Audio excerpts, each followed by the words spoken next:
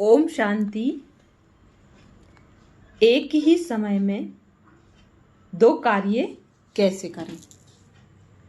निरंतर योग के बारे में कई मनुष्य प्रश्न करते हैं कि यह कैसे संभव है कि मनुष्य एक ही समय में योग भी रहे, मनुष्य एक ही समय में योग में भी रहे और सांसारिक कार्य व्यवहार भी करता रहे।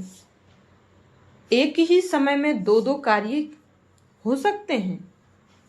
कर्म करते निरंतर योग में रहना कोई एक म्यान में दो तलवार की बातें नहीं। यह कार्य संभव ही नहीं बल्कि सहज भी है, परंतु इसके लिए सच्ची लगन और अभ्यास, यह दो बातें आवश्यक हैं। इनमें से भी लगन का होना बहुत जरूरी है। लगन के होने से अभ्यास स्वतः और सहज ही हो सकता है। उदाहरण के लिए किसी व्यापारी को देखिए, वह घर में हो या बाजार में, उसकी बुद्धि में हर समय व्यापार की ही बातें चलती रहती हैं।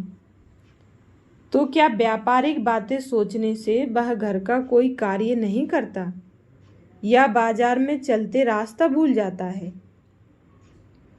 जबकि एक स्त्री भी अपने पति की याद में रहकर घर के सब काम काज करती रहती है और एक माता सब कुछ करते हुए भी अपने बच्चे की याद नहीं भूलती, तो क्या उस अविनाशी साजन की याद को बुद्धि में स्थित रखना कोई बहुत कठिन कार्य है?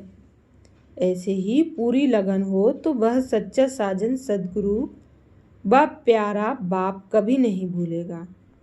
थोड़ा सा भी सुख देने वाले को जब मानव याद रखता है, तब भला सद्गति दाता सच्चे रहवर की याद कैसे भूले। परमात्मा कालों का काल और धर्मराज भी है। यदि मृत्यु याद रह सकती है तो धर्मराज भी कभी नहीं भूल सकता। जबकि संसार की सभी चिंताएं मनुष्यों की बुद्धि में रात दिन रहती हैं, तो क्या प्रभु चिंतन संभव नहीं? सच्चे पर साहिब सदा राजी रहता है। हाँ, केवल बुद्धि की डोरी उस प्रभु के हाथ में दे देने से ही सब कार्य स्वतः ही सिद्ध हो जाते हैं। आपका इमर्ज संकल्प नई सृष्टि को रचेगा। भविष्य चतुर्भुज स्वरूप लक्ष्मी और नारायण का कंबाइंड रूप, क्योंकि आत्मा में इस समय लक्ष्मी और नारायण दोनों बनने के संस्कार भर रहे हैं। कब लक्ष्मी बनेंगे, कब नारायण बनेंगे। भविष्य प्रारब्ध का यह कंबाइंड स्वरूप इतना ही स्पष्ट हो। आज फरिश्ता, कल देवता, अभी अभी फरिश्ता, अभी अभी देवता। अपना राज्य स्वरूप आया कि आया, बना कि बना। ऐसे संकल्प स्पष्ट और शक्तिशाली हों, क्योंकि आपके इस स्पष्ट समर्थ संकल्प के इमर्ज रूप से आपका राज्य समीप आएगा। आपका इमर्ज संकल्प नई सृष्टि को रचेगा, अर्थात सृष्टि पर लाएगा।